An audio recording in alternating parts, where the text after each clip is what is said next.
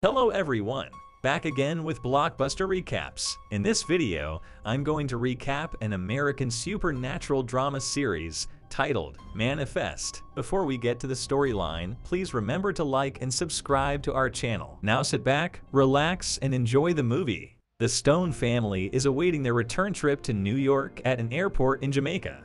The airline reports that some passengers may need to change to Flight 8 to 28, which will depart after a while due to a booking overflow.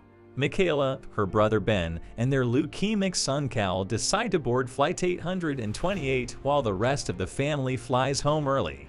In the scene that follows, the group has already boarded the aircraft and is waiting to land. Unexpectedly, a storm forms, sending the aircraft through violent turbulence. Everyone panics as the lights go out and the emergency lights come on. Everything returns to normal a moment later as they proceed to the JFK airport.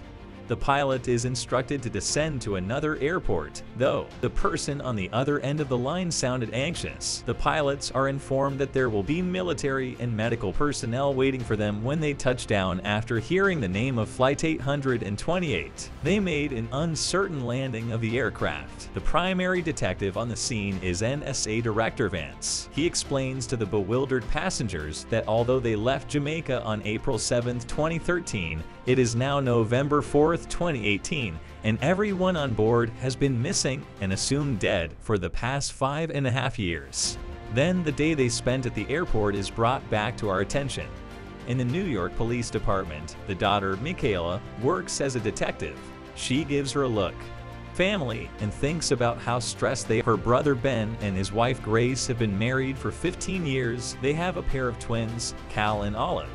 Cal was born with leukemia and has been given 6 months to live, and Olive has a terrible name. Ben and Grace are always worried about their son, helplessly trying to find a way to save him. Then there is Michaela's mother, who is asking her to take a step forward in life and get married. Michaela was recently proposed to by her long-term boyfriend Jared.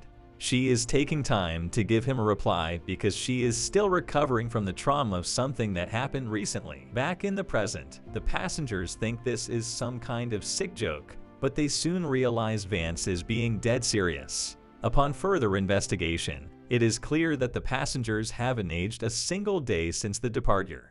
The people from NSA expect an answer from the passengers, but they're as clueless as everyone else. They are kept in a camp for the rest of the night and interrogated. All their answers are the same. They do not know what happened 36 hours later. The news makes it to the world and creates a sensation.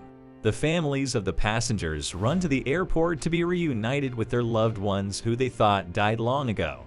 It is a crazy experience for both the passengers and their families.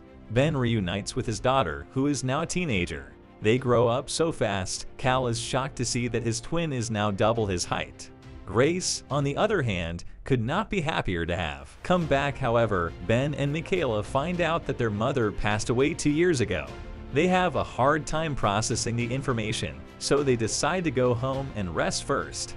While the rest of the world loses their mind, the family settles into their changed home. Simultaneously, scientists start examining the airplane but find nothing out of the ordinary. Michaela is worried because her fiancé, Jared, didn't come to meet her at the airport. She goes to her workplace to meet him and is greeted by a senior detective. He welcomes her back to the job. Even though she has been Mia for 5 years, other than the return of Flight 828, the news about 2 girls being abducted from their backyard has also made television. Jared is the lead detective on the case and is very busy. Upon meeting him, Michaela finds out that it is not the only reason he didn't come to meet her. It turns out he married her best friend Lourdes last year.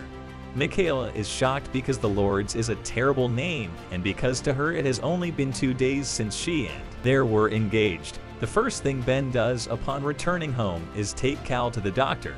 Over the years, researchers have found a way to treat his leukemia, which means he can live more than 6 months. The couple can almost not believe the news. Meanwhile, Michaela is returning home on a bus when she hears a voice asking the driver to slow down. The voice is so strong that she yells at the driver and saves a kid's life right before the bus is about to hit him. Then we are introduced to a medical researcher named Savi. She was also on Flight 28 and is returning to her workplace after 5 years. The research she submitted right before her disappearance has been in practice for the past 2 years and has cured cancer. Her co-workers throw her a surprise party, welcoming her back. The next morning, Michaela goes on a run and comes across 2 dogs barking at her from inside a gate. She hears the calling in her head for the second time. This time, the voice asks her to let them free. She thinks about it for a second before continuing to jog. Hours pass and it gets dark, but the voice doesn't go away. At midnight, Michaela goes to the dogs again and is joined by Ben. A while later, it turns out he also heard the same calling that she did.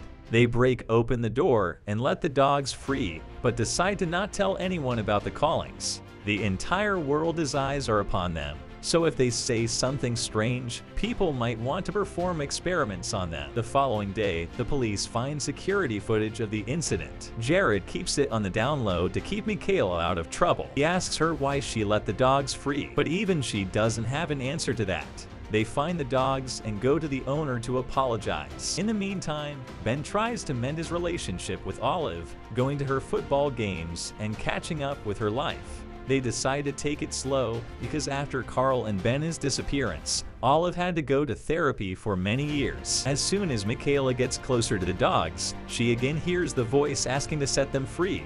Jared talks to the dog's owner, explaining the situation to him, but Michaela cannot focus because of the voice. She suddenly breaks open the door to room out of pure instinct. Inside are the 2 girls who were kidnapped a few days ago. The voice had been asking her to set the girls free, not the dogs. Jared is shocked, but he doesn't have time to comprehend what happened because he has to arrest the kidnapper. The police force believes Michaela is ready to continue her job since she was able to solve the case right after returning. They allow her to come to work, but put her on desk duty for a few days somewhere else. Ben and the family playing a board game together. Grace gets a text from her boyfriend saying that he misses her. She was in a relationship with a man before Ben's return, but doesn't have the guts to tell him yet. At the same time, some passengers on the flight get a slight headache, and something in their hearts tells them to go to the airport instantly. When they arrive, they are shocked to see each other, knowing that all of them had the same urge. Suddenly, the airplane explodes into pieces without anything triggering it when the NSA finds out that 20 passengers were present at the scene. They are brought in for interrogation. All of them give the same answer, that they just felt like coming to the airport. This is how I feel whenever I wind up at McDonald's. They are let go after 10 hours of interrogation, but the officials keep a close eye on them to make sure they aren't hiding something. At breakfast the next morning, Jared hears a specific tune playing in his head. No one else hears it, which makes him question his sanity. Following the eventful morning, he and Grace bring Cal for chemo, where they meet Savi. Upon finding out she was also on 828, they are shocked because Cal is being treated using her discovery.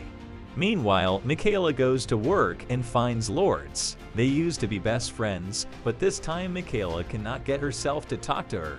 Later she is told that she will have to take a psych eval before she gets back to work.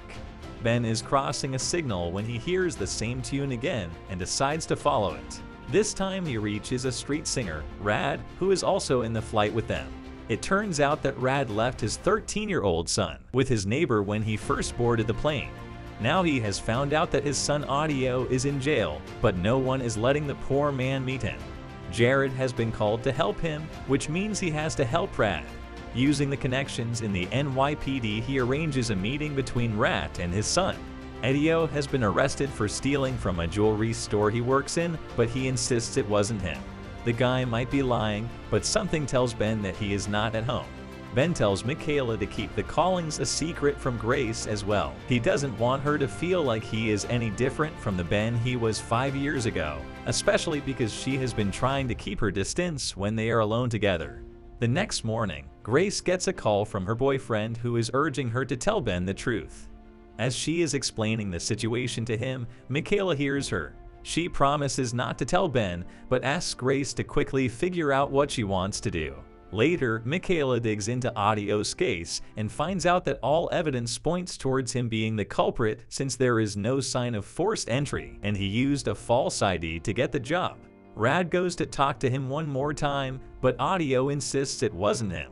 He used the fake ID to get better jobs, but he would never steal something from the job he worked so hard to get. At night, Grace buys Cal new toys because his old ones were donated. However, he misses things like his rock collections and limited edition Legos.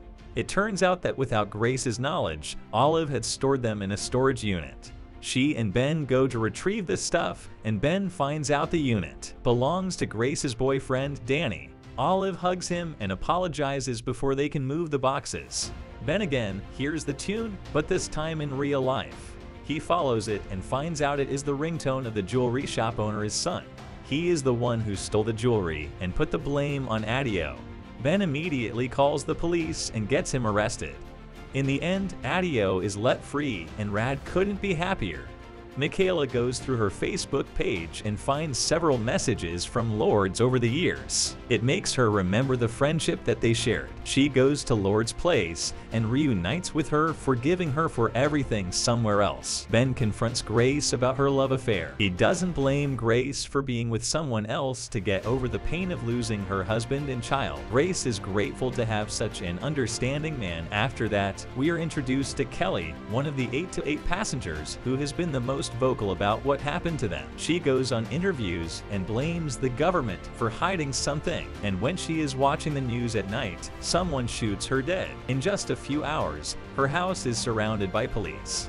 Ben also finds out about it through the news and asks the family to be careful of strangers because the death might have been related to her being a passenger. He gets a call from Savvy, who says that she has found an undiscovered protein in Kawa's blood that wasn't there before the return. They decided to keep it a secret before she can do more research to find out what exactly it is. Following the call, Michaela and Ben go to Kelly's house. That's who kicks them out because the matter related to Flight 828 is a matter of national security. Outside, they meet Kelly's husband, Taylor, who says that his wife had a calling yesterday. Before they ask him more about it, he walks away. Michaela has also been hearing the phrase "own your truth" repeatedly in her head. She hears Kelly say the same thing in her interview and realizes that she is meant to find Kelly's killer. Later, she and Ben go to talk to Taylor, who is preparing for the funeral. He thinks that Kelly was killed because of the interviews, and so does the maid. When they start to receive guests, the siblings see themselves out. However, this reminds Michaela of her friend Evie's death. A few months before the disappearance of the flight, Michaela was in a car accident with Evie. Evie died in the crash, and since Michaela was driving, she never forgave herself to own her truth. She goes to Evie's parents' home and finds her mother. The last time Michaela was here, she was kicked out because the couple didn't want to see her, but this time Beverly invites her, and Michaela soon finds out that she has dementia and still thinks her daughter is alive. Her husband, however, still blames Michaela for Evie's death. After the encounter, Michaela goes to work and meets Jared. He did some digging on Kelly and found out that she and her husband own a downtown mall. Michaela remembers that the maid mentioned a mall while talking about Kelly yesterday. That place might hold the answers that they are looking for. You guys are fantastic if you have seen this far in the video. Thanks for watching. If our Blockbuster recaps amuse you, please remember to ring the notification bell and the subscribe button. Thank you.